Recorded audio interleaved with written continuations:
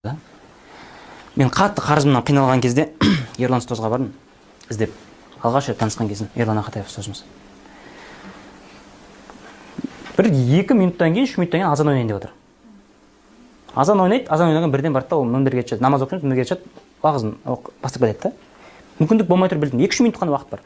Айтып үлгердім. Ұстаз осылай, короче, бизнеста жоқ, тауарда жоқ, зато қарыз бар дедім. Бәрі бар, мүмкіндік жоқ. Не істеймін? Аллах разы болсын. Қолын тіземе қойды да. Ақжолжан, Раббыңның есігін қаттырақ қақсаңшы деді. Раббыңның есігін қаттырақ қақсаңшы дейді. Түнгі намазыңды тірілт деді ғой. Деп қағылмай жатыр есік. Аллахтан басқаның бәрінің есігі қағылып жатыр да. Көрдіңіз бе, ұстазға да бардым мен. Бәрінің есігін қағып шықтым. Аға, көке, бауыр, психолог, бәрінің есігін қағып шықтым. Аллахтың есігі қағылмай қалды ғой. Аллах тағала не дейді? Өзімнің ұлылығымен ант етем дейді. Менен басқа жәрдем сұрағанмен қарым-қатынасым үзіледі дейді. Тәуратта айтылған. Мен оны дейді, яғни Аллахтан басқаға тәуекел ете берсе, Аллахтан басқадан жәрдем сұрай берсе, мен не істеймін дейді оны? Өзімнен шектетіп тастаймын дейді. Басына қиыншылық келген кезде өзгелерден жәрдем сұрай жүретіндердің қатарына кіргізіп тастаймын дейді. Өзгелердің ортасында қорлық киімін кигізіп қоямын дейді.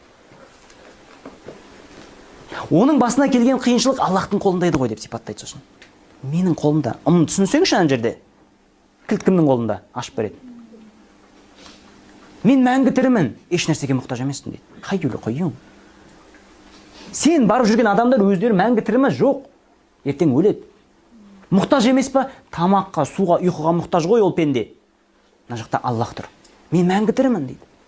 Еш нәрсеге мұқтаж емеспін дейді. Менен өзгелердің есігінің бәрі жабық дейді. Ал менің есігім маған құлшылық етушілер үшін әрқашан ашық дейді. Аллахтың өзінің сөзі. Проблема бізде болып жатыр.